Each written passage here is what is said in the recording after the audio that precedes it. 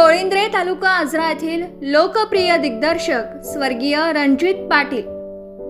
कोळिंद्रे तालुका आजरा येथील सुपुत्र व लोकप्रिय दिग्दर्शक रणजित नाना पाटील सध्या राहणार विक्रोळी मुंबई, वय वर्ष 44 यांचे रविवार दिनांक 21 डिसेंबर 2025 रोजी विक्रोळी मुंबई येथील राहत्या घरी हृदयविकाराने निधन झालं. त्यांचा अल्प परिचय थोडक्यात. दिग्दर्शक रणजित पाटील मराठी नाट्यसृष्टी व आंतर महाविद्यालयीन एकांकिका विश्वातील सुप्रसिद्ध व संवेदनशील असे ते दिग्दर्शक होते. त्यांच्या अचानक जाण्याने मराठी नाट्यसृष्टी व त्यांच्या विद्यार्थी, रंगकर्मी तसेच गावावर शोककळा पसरली.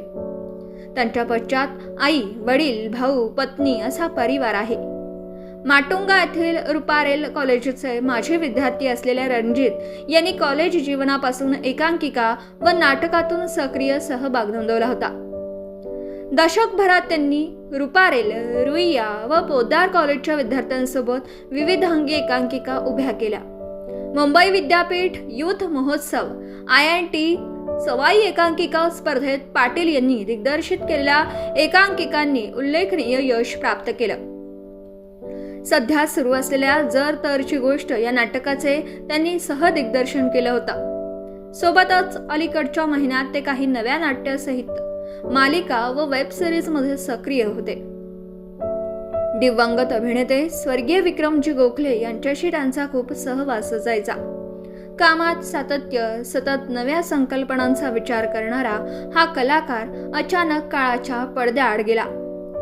त्यांचे दिवस कार्य शुक्रवार दिनांक 1 जानेवारी रोजी संपन्न होणार आहे.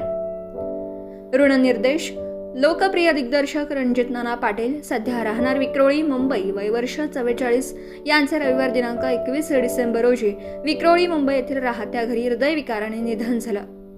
या दुःखद प्रसंगी दिग्दर्शक अद्वैत दादरकर, कलाकार आशुतोष गोखले, मकरंद देशपांडे, सर्व ग्रामस्थ, नातेवाईक, मित्रपरिवार, वारकरी संप्रदाय, शैक्षणिक, सामाजिक, सांस्कृतिक, राजकीय रंगमंचावरील कलाकार, विविध क्षेत्रातील मान्यवर, गावातील विविध संस्थांचे पदाधिकारी व सर्व सदस्य यांनी प्रत्यक्ष भेटून फोनवरून आमच्या कुटुंबाचा दुःखभार हलका करण्याचा प्रयत्न केला.